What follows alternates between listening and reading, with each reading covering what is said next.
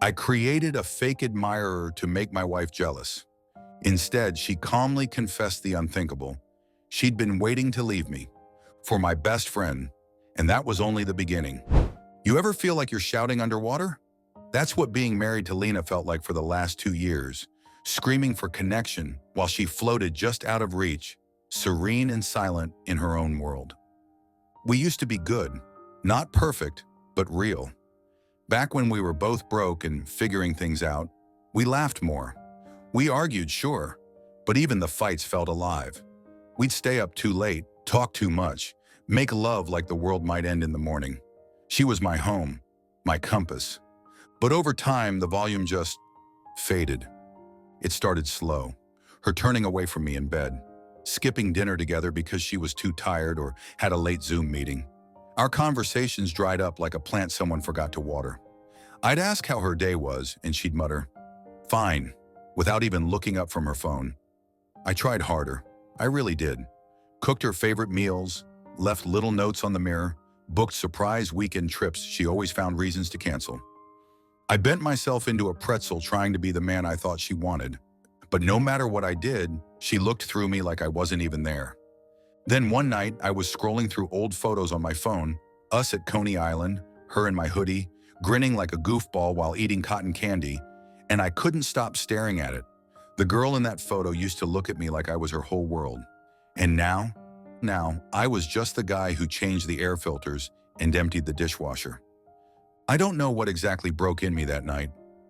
Maybe it was exhaustion, maybe it was ego, maybe it was some last-ditch flicker of hope trying to claw its way out before it died. But that's when I made the worst decision of my life. I invented Bianca. That's what I named her.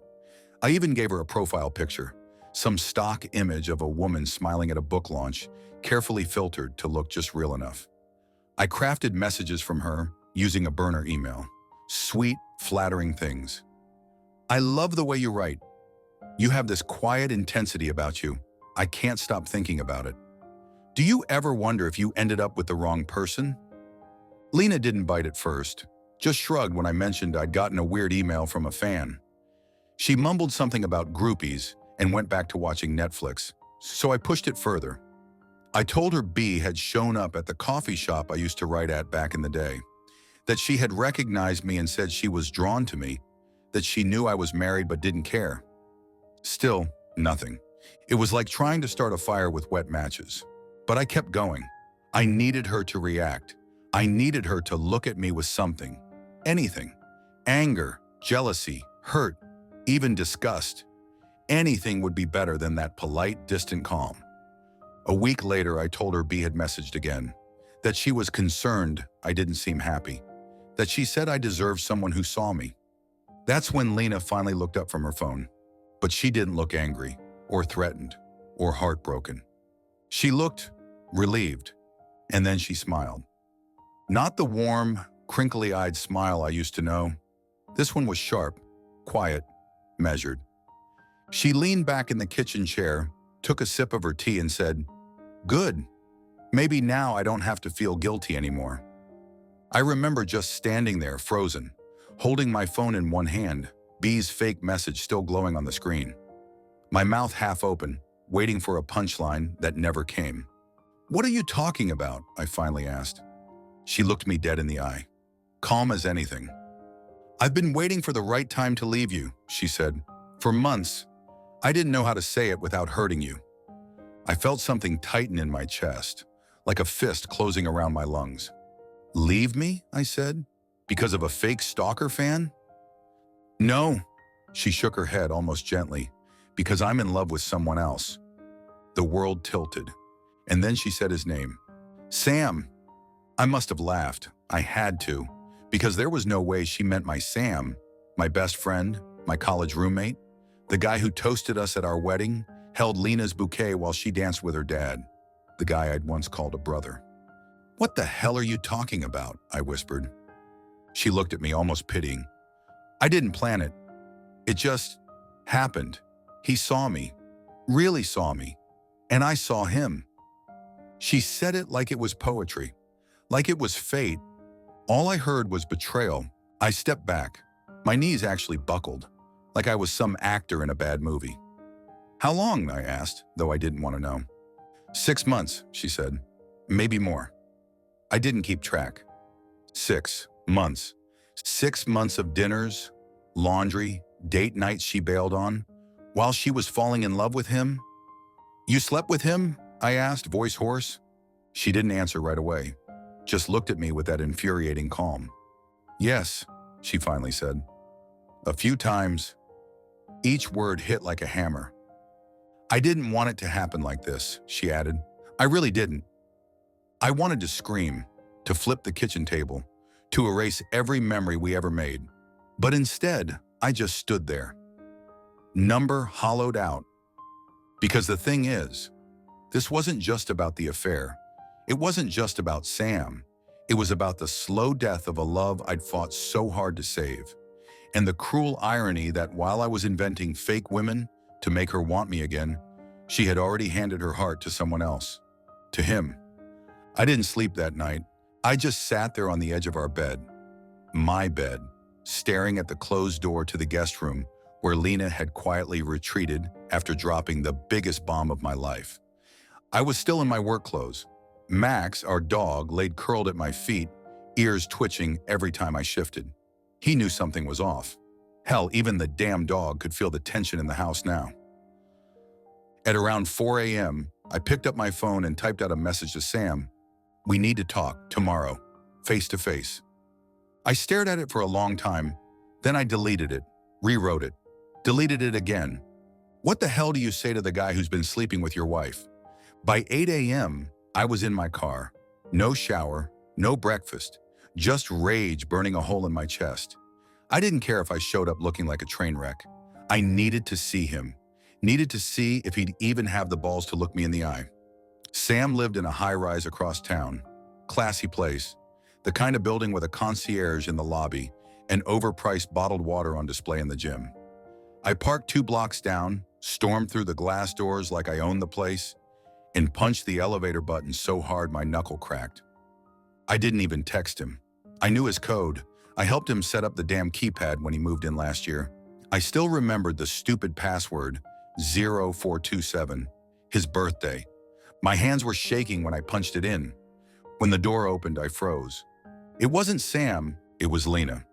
She was standing barefoot, wrapped in one of Sam's oversized hoodies, holding a mug that read, World's Best Uncle in a tacky Comic Sans font. She blinked at me like she hadn't expected I'd come. Oh, she said, her voice small. You shouldn't be here. No shit, I snapped. Where is he? She sighed and stepped aside. He's out getting breakfast. I walked in anyway. The place looked lived in, like she'd been staying there for a while. There was a blanket on the couch, her slippers by the door, one of her necklaces on the kitchen counter, and pictures. God, the pictures. Framed photos of Lena and Sam at some outdoor concert, her on his shoulders, laughing. A selfie of the two of them at what looked like a pumpkin patch. Arms wrapped around each other like they were already a couple. How long have you been living here? I asked, my voice breaking mid-sentence. She didn't answer. Just sipped from that stupid mug and leaned against the counter like we were having a casual chat about the weather. You moved in already, I said. You just, swapped out one bed for another? Don't do that, she said quietly. Don't make this ugly. I laughed, loud, bitter. It's already ugly, Lena. You made it ugly. She didn't flinch. And that was the part that gutted me the most. She wasn't sorry. She wasn't panicked or ashamed. She looked free. Did you ever love me? I asked. Finally, she looked at me. Her eyes welled a little, but the tears never fell. I did, she said. More than you know. Then how the hell did we end up here? She set her mug down. Because I felt like I was dying in that house. My jaw clenched. I tried, she continued. I tried to stay, for a long time. But every day I felt more and more like I was disappearing. And I knew you felt it too. You just kept pretending we were okay. Because I thought love was work, Lena, I said. I thought we were worth working for. And I thought love was supposed to feel like home, not obligation. That one cut deep. I turned toward the door, My hands were shaking again. I didn't want her to see me like this. Didn't want her to see me crumble. But then I heard keys at the door. Sam walked in with a paper bag and 2 coffees. He stopped dead when he saw me. "Shit," he muttered almost under his breath. He looked older somehow, more worn down. His hair was messier than usual, and his shirt was wrinkled. He glanced at Lena, then back at me. "Frank," he said, "listen, man." "Don't," I cut in. "Don't you dare Frank me like we're still friends." He nodded, swallowing hard. "You're right. I want you to tell me one thing," I said. "Just one." He set the bag on the counter slowly. "Okay. When you stood next to me at our wedding, held my tux jacket, made a toast to forever, were you already in love with her then?" He opened his mouth, closed it again, and then, like a coward, he looked down and said nothing. That silence told me everything. I didn't remember driving home. I remember gripping the steering wheel like it was the only thing keeping me from flying apart. I remember Max barking when I opened the door, tail wagging, still loyal, even though everything else in my life had gone to hell. I dropped my keys on the counter and just stood there. The house was too quiet, too still. It was like Lena had already been erased from it. No shoes by the door, no half-drunk La Croix cans on the coffee table. The faint trace of her perfume was still on the pillow, though, and I made the mistake of lying down, just for a second, face buried in it. And then I broke. I didn't cry. Not like you see in the movies. No heaving sobs or dramatic wails. Just this slow, silent unraveling. Like a leak from a pipe you didn't notice until the whole basement's flooded. I laid there for hours, staring at the ceiling, wondering how I got here, how I went from husband to ex, from best friend to afterthought, from home to nowhere. Then my phone buzzed.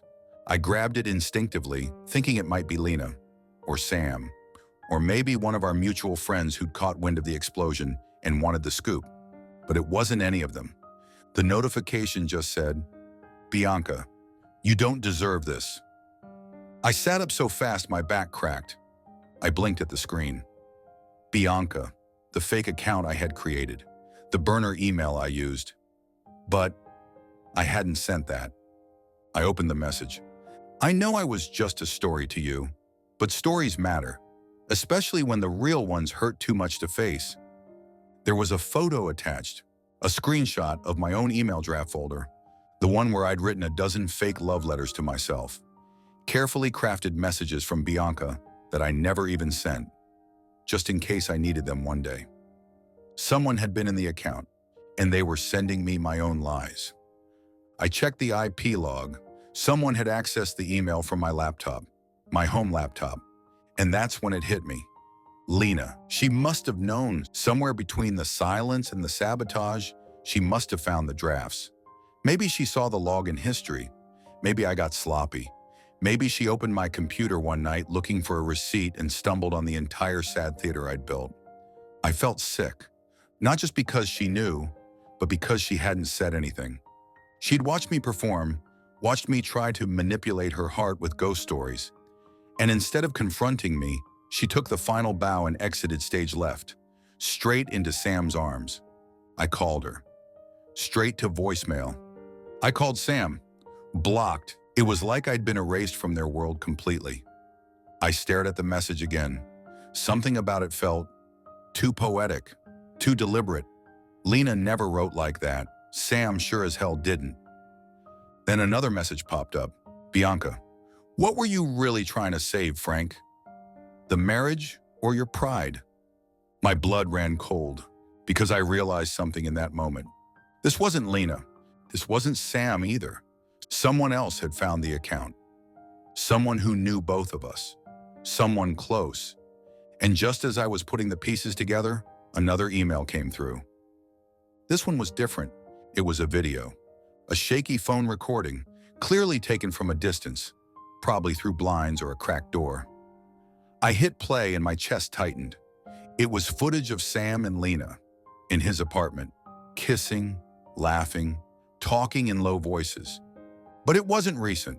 This was months ago. Based on what they were wearing, it had to be from the fall, maybe even the summer. They had been together long before Lena admitted it, and someone had been watching them. You ever feel like you're being watched, but you don't know by who? I couldn't stop replaying that video. Lena and Sam, cozy in his apartment, oblivious. Not just to the camera watching them, to everything. To me. To the years. The vows. The wreckage they were leaving behind. I traced the IP address from the emails. Didn't take long. Turns out when you're angry and fueled by betrayal, Google becomes a weapon. I followed the trail like breadcrumbs until it led somewhere I never expected. Someone I never suspected. Rachel, my coworker. Well, technically my ex-coworker. She'd been let go last year during downsizing. She used to work in the cubicle next to mine. We weren't close, but we shared coffee runs and quiet conversations in between meetings. She'd ask me about Lena, about marriage. I thought she was just being friendly. Now I realize she was listening. I went back through my old inbox, found an email from her I'd never opened. Dated 3 months ago. Subject line, you should talk to someone. Inside, just one sentence. What if the person you love doesn't see you because they never wanted to? And below that, a draft folder link, the same one I'd used for Bianca's fake messages. She'd found it. I called her, no answer. I called again and again. I even debated driving to her apartment, but I wasn't sure what I'd say. Hey, did you hack my burner email and psychologically haunt me with my own lies? Instead, I sent one message. Why? 5 minutes later, she replied, because you weren't the only one who was invisible. Turns out Rachel had feelings for me. She never said it, never acted on it. But she watched me fall apart at my desk for months. She saw me fading, saw the way I stared at my phone like it owed me something, the way my smile dropped every time Lena didn't text back. She was lonely too, and when she got laid off, she found the Bianca folder by accident while helping me troubleshoot my login during her final week. I forgot to log out. She remembered, and she watched. For weeks, she read every draft, every pathetic love note I'd written from a woman who didn't exist. And then one night, she decided to write back. Not as Rachel, but as Bianca. She told me later that she didn't know why she did it at first. Maybe part curiosity, part pity. But then she saw the cracks widening between me and Lena, and something shifted. She wanted me to see the truth. So she became the ghost of my guilt. And when Lena moved in with Sam, Rachel followed them. She took the video. She sent the messages. And then she waited. I met her at a coffee shop a week later. I didn't know what I expected. A confession, maybe an apology. What I got was something stranger, something sadder. She sat across from me, nervous but not ashamed. I wasn't trying to ruin you, she said. You were already drowning. I just held the mirror up. You used me, I said. No, she replied. You used you. I just made sure you looked. She slid a flash drive across the table. It's everything, she said. Every video, every email, every draft you wrote. I won't keep anything. You deserve closure, even if it's ugly. I looked at her, this woman who had orchestrated a psychological chess match using the pieces I handed her. And I couldn't decide if I was furious, impressed, or just numb. You need help, I finally said. She gave a tired smile. So do you. She got up, left without another word. I never saw her again. It's been 5 months now. Lena's still with Sam. I see their posts sometimes. Filtered smiles, matching flannel at a vineyard, brunches with mutual friends who clearly chose sides. I moved out of the house, got a place near the water. Small, quiet. Max likes it. The divorce is finalized. No fireworks, just signatures and silence. Sometimes I still think about Bianca. Not Rachel, Bianca. The woman I invented to save my marriage. Funny how the lie felt more comforting than the truth. But here's what I learned. You can't manipulate someone into loving you. You can't beg for warmth from someone who's already turned cold. And if you lie long enough to protect your heart, eventually you forget how to tell it the truth. I stopped writing for a while, but today I opened a blank page again. Not for Lena, not for Sam, not for Bianca. For me, because finally, after all of it, I see myself again. If you made it this far, thanks for riding with me. If you love real, messy, emotional stories like this, go ahead and hit subscribe. There's always another confession waiting in the back seat.